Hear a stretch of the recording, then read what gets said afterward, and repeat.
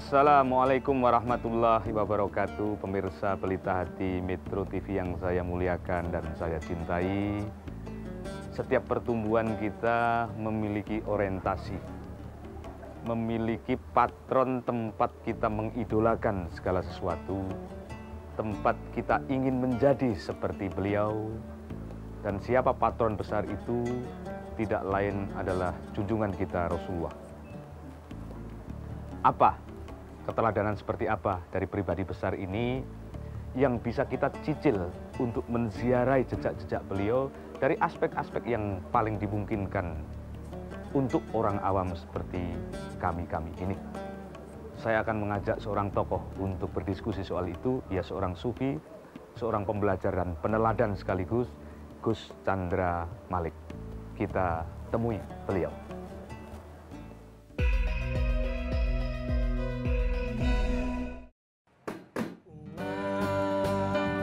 Manusia sungguhnya bersaudara, jangan paksakan kehendak pada sesama. Hey ya, ya yo, hey ya, ya yo.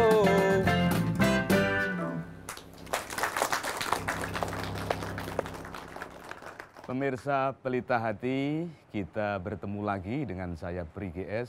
Assalamualaikum warahmatullahi wabarakatuh. Waalaikumsalam warahmatullahi wabarakatuh. Dini hari ini saya kembali silaturahmi ke hadapan Anda, ke ruang tamu Anda, untuk saling menguatkan, menyemangati Ramadan kita. Ya, tadi sudah dibuka oleh adik-adik saya dari Miladunka Band, asuhan seorang yang akan menjadi tamu kita di dini hari ini. Dia seorang sufi muda, seorang sastrawan, rambutnya panjang, ciri-ciri sufi kontemporer itu harus gondrong, ya. Namanya Chandra Malik, Gus Chandra Malik. Kita beri tepuk tangan untuk Gus Chandra Malik. Assalamualaikum warahmatullahi wabarakatuh. Waalaikumsalam warahmatullahi wabarakatuh. Di sini juga hadir remaja-remaja 17 tahun, ya. Yang nanti seluruhnya di surga menjadi cantik-cantik ya Gus ya. Saya kira kedatangan beliau-beliau kemari sudah sejawat dengan Anda, hamba-hamba yang dicintai Allah. Amin. Amin. Amin. Gus, kita ini kan jarak waktu kita Ya. dari panutan kita sangat jauh. Padahal kita ini harus meneladani seluruh aspek-aspek yang diperagakan oleh Rasulullah itu. Ya. Pertanyaan saya, biar kita ini sanggup merintis peneladanan itu, dari mana kita memulai? Ya. Rasulullah Muhammad SAW itu sosok yang sangat manusiawi kan. Ya. Ya. Sehingga ketika kita kehilangan kemanusiawian kita, Ya. kita akan gagal mencontoh beliau. Hmm. Nah, kalau kita mencontoh secara manusiawi harus sesuai dengan fitrah. Oke. Harus melihat Rasulullah dari awal karirnya sebagai manusia. Ya. Yang pertama adalah sebagai anak. Anak. Ya, harap diingat bahwa Rasulullah pernah bersabda, salah satu dari 3 amal jariah yang tidak akan pernah putus, Ya. yaitu anak soleh. Tidak ada bapak soleh. Tidak ada. Jangan Tidak cemburu ada. ya. Pak. Tidak ada ibu soleh. Ya. Tapi begini Gus, bapak yang tidak soleh boleh punya anak soleh ya Gus? Iya, ya? justru. Oke. Karena setiap manusia itu pasti anak. Oke. Ya. Tapi tidak setiap anak akan menjadi orang tua. Tidak ada jaminannya. Artinya apa? Sebelum kita mengabdi kepada Allah, Ya. kita belajar berbakti dulu kepada orang tua. Oh. Tidak perlu sampai menunggu wafatnya kedua orang tua. Oke. Ini sudah limit ini menunggu anak soleh yang mendoakan orang tua kemudian diartikan ketika orang tuanya sudah meninggal. Coba bayangkan sesungguhnya siapa yang mengabdi kepada kedua orang tua kita. Iya. Siapa yang mengabdi di antara anak dan orang tua. Iya. Seharusnya kan anak yang mengabdi pada orang tua. Iya. Tapi justru sebaliknya Kang. Ibu saya sing masake, Iya. yang cuci piring, cuci baju, yang belanja, ayah saya yang bekerja mencari uang untuk saya. Berarti ini anak durhaka? Saya itu kan cerminnya sampean. Oh. Karena sampean gitu.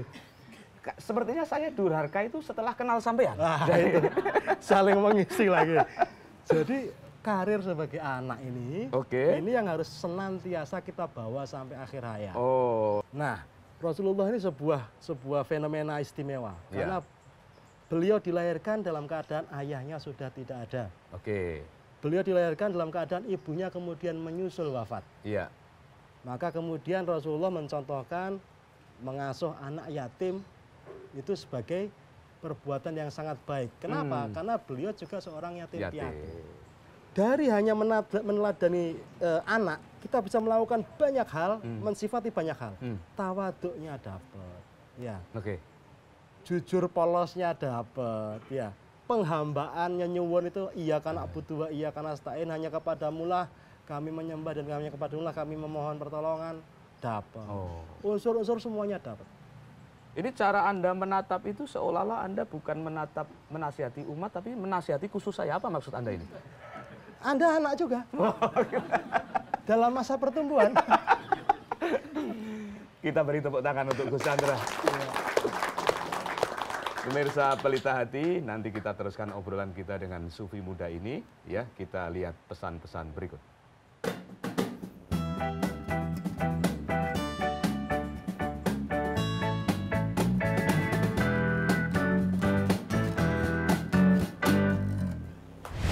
Kalau kita ingin meneladani Rasulullah, sisi yang sangat manusiawi kita masuki adalah sisi beliau sebagai seorang pembelajar yang luar biasa.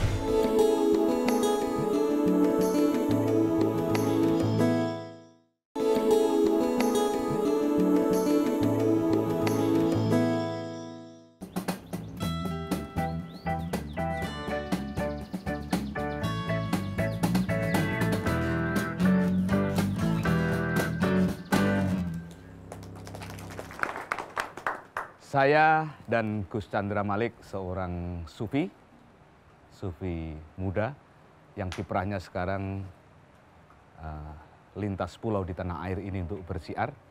Kami sedang berada di pesantren Al-Asyahadah. Artinya apa itu, Gus? Kesaksian.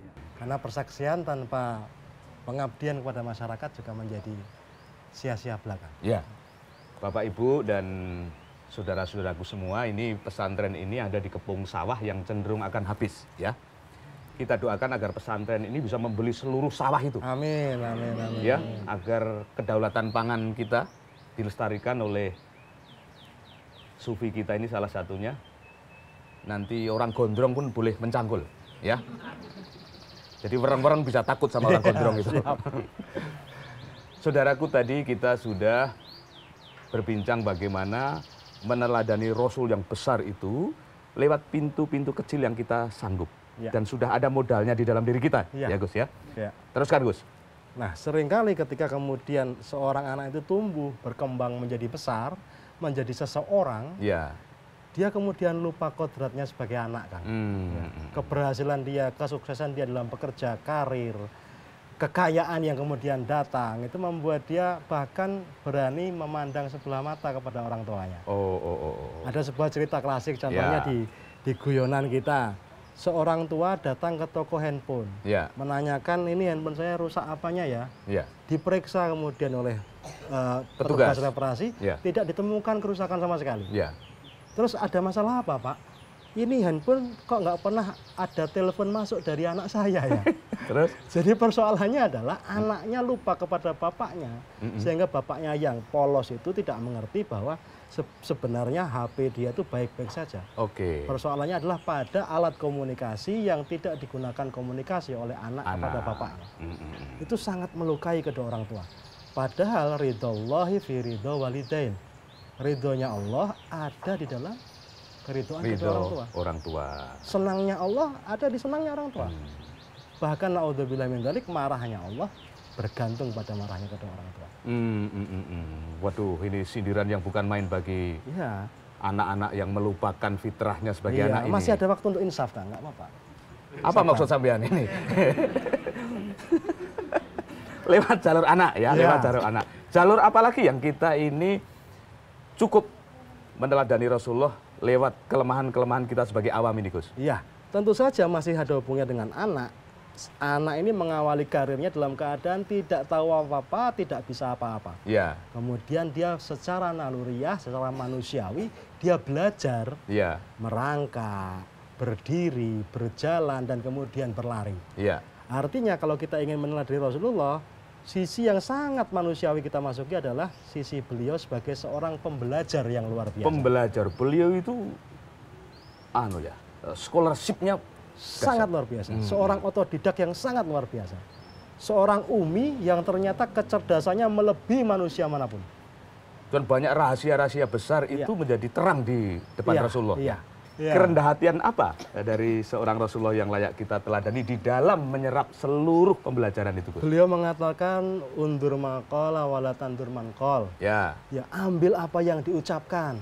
Ya, jangan hanya melihat siapa yang mengucapkan. Gus, soal bagaimana belajar daya ingat ini menarik. Ya. Karena Al-Quran itu kan seluruh firman yang diturunkan ke beliau dan beliau mengingatnya. Ya. Itu ingatan beliau bisa seakurat itu gimana tirakatnya, Gus? Kalau versi kita lah ya.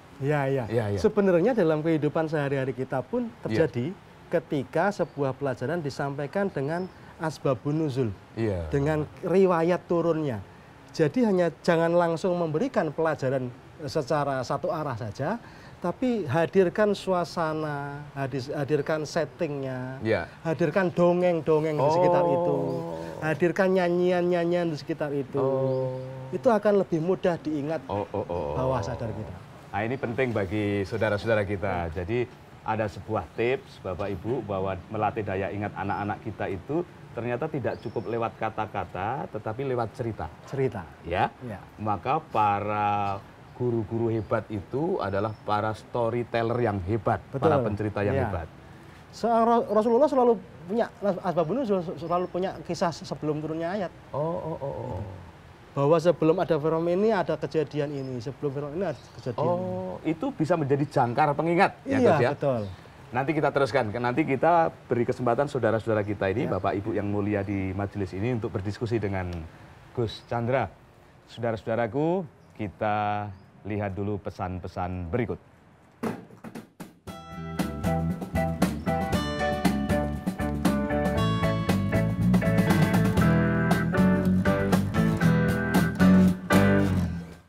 Dalam perjalanan Isra Mi'raj, Rasulullah diperjalankan oleh Allah yang Maha Suci, bukan dalam kedudukannya sebagai nabi, bukan dalam kedudukan sebagai rasul, bukan dalam kedudukan sebagai uswatun hasanah, bukan dalam kedudukan sebagai pemimpin umat terbaik, tapi sebagai abdillah.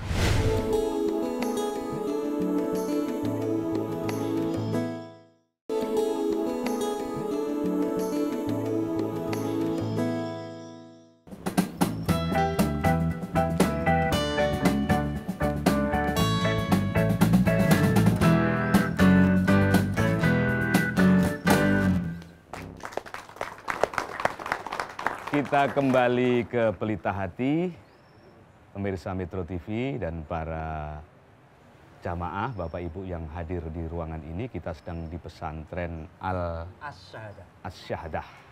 Ya.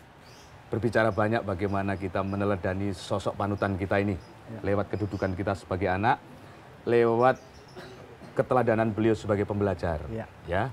Sekarang kita buka diskusi kepada khalayak. Monggo. Bismillahirrahmanirrahim. Assalamualaikum warahmatullahi wabarakatuh. Waalaikumsalam warahmatullahi wabarakatuh. Pak, dari saya nama Matno. Matno? Ya. Yang pertama, amal apa yang paling dicintai Allah? Karena banyak amal itu, tapi pasti ada yang paling dicintai. Oke. Yang pertama itu. Ya. Yang kedua, bagaimana orang tua bisa mencetak anak yang soleh. Ya. Karena anak yang soleh adalah kebanggaan daripada orang tua, tapi kebanyakan orang tua salah asuh. Yang ketiga, bagaimana cara berbakti anak terhadap orang tua, padahal orang tuanya sudah tidak ada. Oh, baik, Pak Masno. Matur suwun, Pak Masno. Waalaikumsalam warahmatullahi wabarakatuh. Pertanyaan beliau yang pertama, apa amal yang paling dicintai oleh Allah? Ya. Jawabannya sangat sederhana. Apa? Mencintai Allah. Oh, langsung saja Pak, ya, mencintai Allah. Yuk, matur suwun Pak. Pernah suatu ketika majelisnya Rasulullah diinterupsi seorang badui yang secara kurang sopan menurut para sahabat yang lain. Bertanya, Rasulullah, saya sangat ingin berjumpa dengan Allah. Loh, sampean punya modal apa? Saya memang bukan ahli ilmu, saya bukan ahli amal. Tapi saya punya cinta yang luar biasa kepada Allah. Oh, kamu dijumpai nanti insya Allah oleh Allah. Wah, senangnya luar biasa. Sahabat-sahabat yang lain protes, Kang. Abu Bakar Siddiq waktu itu. Loh Rasulullah, kalau cinta kepada Allah, saya punya banyak. Kamu juga. Langsung diterima sama Allah. Wah, gembiranya luar biasa. Nah, seringkali kita bahkan beramal tendensius, pamrih, dan tanpa didasari cinta kepada Allah. Masalah. Gus. Mudah itu tampaknya terminologi itu ya, mencintai Allah itu. Tetapi cara-cara atau kriteria orang yang sudah mencintai Allah itu harus menemukan perwujudan yang paling hakiki dari kehadiran Allah. Itu dia. Yaitu ibu. Maksudnya? Karena ibu inilah yang wujud Rahman Rahim Allah, memberi tanpa diminta, memberi tanpa harap kembali. Terus-menerus menyayangi anaknya sepanjang hidupnya. Berarti seseorang yang sangat mencintai ibunya itu personifikasi atau indikator dari seseorang yang mencintai Allah. Barang siapa yang berbakti kepada kedua orang tuanya, terutama ibumu, kata Rasulullah. Niscaya dia adalah pengabdi yang luar biasa di hadapan Allah. Kewafatan dari kedua orang tua kita tidak kemudian memutuskan hubungan kita dengan kedua orang tua kita. Kita tetap anak dan beliau berdua tetap orang tua kita. Yang masih bisa menghubungkan adalah doa. Maka kekuatan doa ini tidak perlu diragukan karena Allah sendiri yang mengatakan ud'uni astajib lakum. Berdoalah, niscaya aku dengarkan, niscaya aku kabulkan. Maka mendoakan kedua orang tua itu salah satu cara untuk meneruskan bakti kita kepada kedua orang tua. Terakhir tentang salah asuh tadi tentu saja anak itu menyontoh orang tuanya. Karena dia adalah uswah yang terdekat. Kalau menguswah kepada Rasulullah memang itu rujukan yang paling benar, tapi rasanya terlalu jauh. Harus selalu dimulai dari orang tuanya. Maka anak salah asuh itu niscaya karena orang tua salah asuh. Oleh karena itu orang tua pun harus terus-menerus menyadari bahwa dirinya anak, dirinya harus belajar. Dan satu lagi Kang Puri, kalau kita mau menteladani Rasulullah, karir Rasulullah. Karir tertinggi Rasulullah itu sebagai hamba Allah, Abdillah. Ketika dalam perjalanan Isra Mi'raj, Rasulullah diperjalankan oleh Allah yang Maha Suci, bukan dalam kedudukannya sebagai nabi, bukan dalam kedudukan sebagai rasul, bukan dalam kedudukan sebagai uswatun hasanah, bukan dalam kedudukan sebagai pemimpin umat terbaik, tapi sebagai Abdillah. Waduh, ini luar biasa. Ya, kita lupa kalau karir tertinggi itu ternyata kerendahan hati. Kehambaan itu. Yang dilatih sejak sadar bahwa dirinya anak. Waduh. Matur suwun Gus, kita ketemu lagi di episode selanjutnya. Semoga pertemuan kita menjadi doa. Pemirsa Pelita Hati, kita insya Allah ketemu lagi di lain episode. Assalamualaikum warahmatullahi wabarakatuh. Lakum dinukum waliyadin. Lakum dinukum waliyadin. Lakum